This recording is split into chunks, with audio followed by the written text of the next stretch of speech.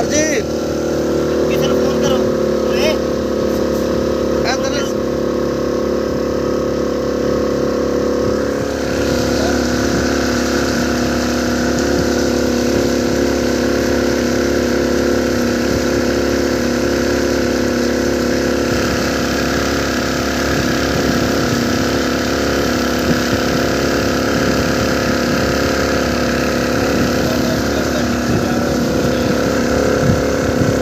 पता लगता है ना इधर तो वापसी तो सीधा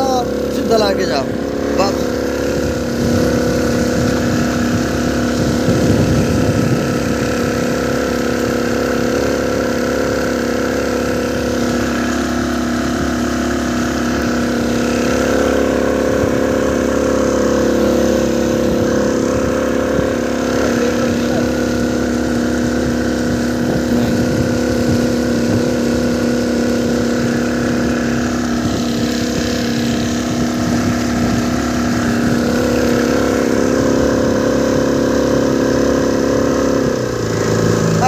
बहुत दर्द परली साइड से